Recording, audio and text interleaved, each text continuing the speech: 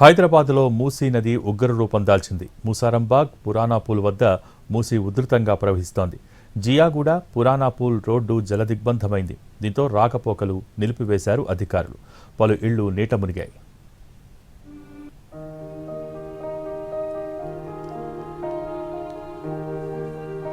మూసీ వరదలతో పురానాపూల్ వాసులు తీవ్ర భయాందోళనలో ఉన్నారు. మరింత సమాచారం మా ప్రతినిధి రాధాకృష్ణ అందిస్తారు.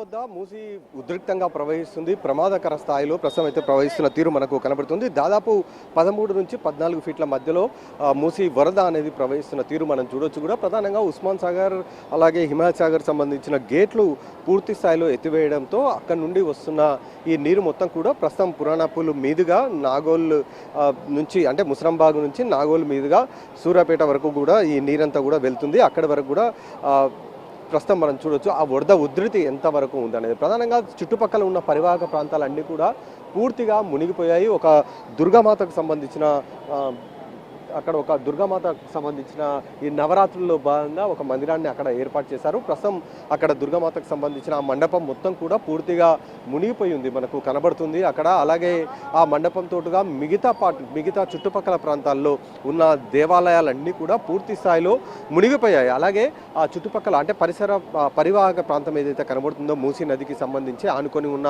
ఆ ప్రాంతంలో దాదాపు 100కు పైగా ఇళ్ళన్నీ కూడా పూర్తిగా నీళ్ళల్లో మునిగాయి. అక్కడ ఉన్న వారిని కూడా ముందు జాగ్రత్త చర్యలో భాగంగా వెకేట్ చేయించారు. వాళ్ళందరినీ కూడా పునరావాస కేంద్రాలకు తరలించారు. అక్కడ వాళ్ళకందరికీ కూడా అవసరమైన వసతి సౌకర్యాలను కూడా కల్పించారు అధికారులు. ఎందుకంటే ఇంత భారీ స్థాయిలో వరద ఉధృతి వస్తుంది అని కూడా అధికారులు భావించలేదు. కేవలం గేట్లు ఎత్తినప్పుడు గతంలో మాదిరిగానే వరద వస్తుంది అని మాత్రమే వాళ్ళు ఊహించారు. కానీ ఇంత భారీ స్థాయిలో వస్తుందని చెప్పి ఎవరూ ఊహించలేకపోయారు. ఎందుకంటే దాదాపు 30 ఏళ్ల క్రితం ఇలాంటి వరదను చూశారు ఇక్కడ ఉన్న స్థానికులు. మళ్ళీ ఇప్పుడు ఇలాంటి వరద ఉధృతిని ఇప్పుడు చూస్తున్న సిచ్యువేషన్ అయితే మనకు కనబడుతుంది. ప్రస్తుతం మనం దానికి సంబంధించిన విజువల్స్ చూడొచ్చు. కూడా ఆ విజువల్స్లో వరద ప్రవాహానికి సంబంధించిన తీరు మనకు కనబడుతుంది. అలాగే ఉధృతి కూడా ఎక్కువ స్థాయిలో కనబడుతుంది.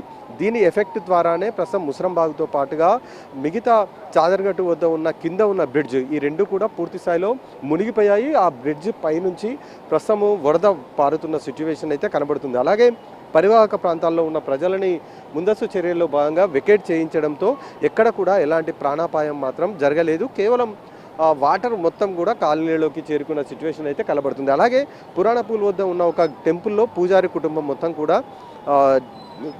టెంపుల్ పైన చిక్కుకొని పోయింది. వాళ్ళని బయటికి తీసుకొని రాలేకపోతున్నారు. ఎందుకంటే వరద ఉధృతి ఎక్కువగా ఉండడంతో వాళ్ళని తీసుకురావాలన్నా కూడా ఇబ్బందికర పరిస్థితి చోటు చేసుకోవడం జరిగింది. దీంతో వాళ్ళందరికీ అవసరమైన ఆహార పదార్థాలని తాడు సహాయంతో వాళ్ళకు అందించడం జరిగింది. మొత్తం 5గురు కుటుంబ సభ్యులు ఉన్నారు. అలాగే కుక్కలను కూడా కాపాడేందుకు అవసరమైన ఏర్పాటు చేశారు. ఆ కుక్కలు కూడా ప్రస్తుతం 4 కుక్కలు కూడా ఆ టెంపుల్లోకి గేట్ తీసిన తర్వాత అవన్నీ కూడా లోపలికి వెళ్ళిన సందర్భం అయితే మనకి ఇక్కడ కనబడుతుంది. మొత్తానికి వరద ఉధృతి మాత్రం చాలా భారీ స్థాయిలో ఉంది. ఒక పురాణపూల్ దగ్గరనే దాదాపు 13 నుంచి 14 ఫీట్ల అడుగుల ఎత్తులో ప్రస్తుతం వరద ఉధృతి అనేది పారుతుంది. కాబట్టి ఇంకా ఈరోజు కూడా భారీ వర్షం నమోదవుతుందని చెప్తున్నారు. కాబట్టి వికారాబాద్తో పాటు చేవెళ్ళ, పరిగి ఆ పరిసర ప్రాంతాల్లో కురుస్తున్న వర్షానికి సంబంధించిన నీరు మొత్తం కూడా ఉస్మాన్ సాగర్, హిమాయత్ సాగర్లకు చేరుకోవడం, అక్కడ గేట్లు తెరవడంతో అదంతా కూడా ప్రస్తుతం మనం చూస్తున్న ఈ వరద ఉధృతి అంతా కూడా ఆ రెండు ప్రాజెక్టులకు సంబంధించిన గేట్లు తెరవడం ద్వారానే దాని ఎఫెక్ట్ అనేది మనకైతే చాలా స్పష్టంగా కనబడుతుంది. కెమెరామెన్ ప్రభాకర్తో రాధాకృష్ణ, ఎన్టీవీ.